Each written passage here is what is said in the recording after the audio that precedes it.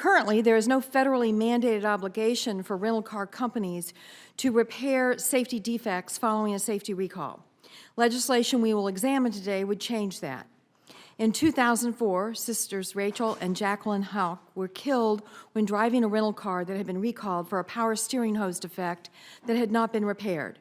The car caught fire while traveling on the highway, causing a loss of steering and a head-on collision with a semi-trailer truck. I think I want to start out by just making a statement that all car rental companies sell cars, and the vast majority of car dealerships rent cars.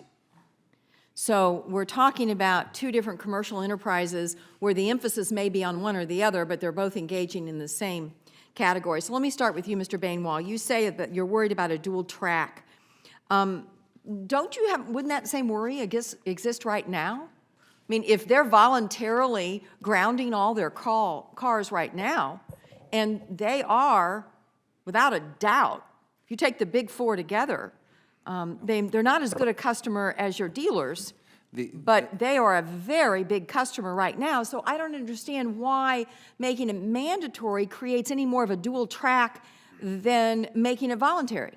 The biggest reason, and I'm not a lawyer, but the biggest reason is that by making it mandatory, you've introduced loss of use liability. And once you introduce loss of use liability, you then change the cost equation, and you set up the incentive structure such that the pressure will be to solve the enterprise problem and not your constituents' problem. If you know you got to fix it before you can either wholesale it or put it on the used lot, why would you mind fixing it as quickly as possible as opposed to waiting until after you move it out of your rental or loaner fleet into the used lot or off to the auction? Senator, you're absolutely correct when you stated earlier that we have an incentive to do it. As soon as the parts are available, we immediately fix the car. The interesting thing is we're dealing with two big folks here.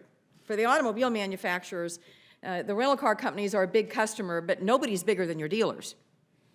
And so the irony is we got these big folks up here trying to figure out how to get this done, and all we're trying to do is make sure the little folks down here are not somehow caught up in how you prioritize what gets fixed when. But I know this, the dealers are incentivized to fix, and I have a hard time imagining that most dealers aren't going to move those recall notices cars that are in their rental or loaner fleet immediately into the back and get that cash flow going on that recall as quickly as possible. I'm open to talking about anything. I just don't want us to leave here under the assumption this bill's going to move with the plan that maybe it's really not going to move with some help from you guys maybe down the hall. So I want to make sure we try to get this worked out now rather than ending up 6-9 months from now with Ms. Houck going, what happened? We got all the rental companies to agree, and everyone agreed, and the only people that were outside of the circle, so to speak, were the people who are making the cars that I think provide a pretty good, solid, safe vehicle, especially the strides you all have made in terms of safety is remarkable in this country.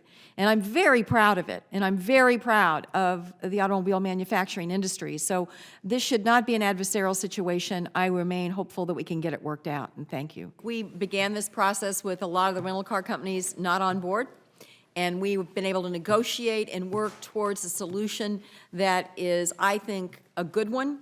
And now I want to make sure that we work with the manufacturers and the dealers to try, if we can, to address their concerns in a way that protects the integrity of the bill, with the overall goal of obviously protecting consumers. I will tell you, Ms. Houck, that my daughter will have her 24th birthday on Thursday, and her younger sister is 21.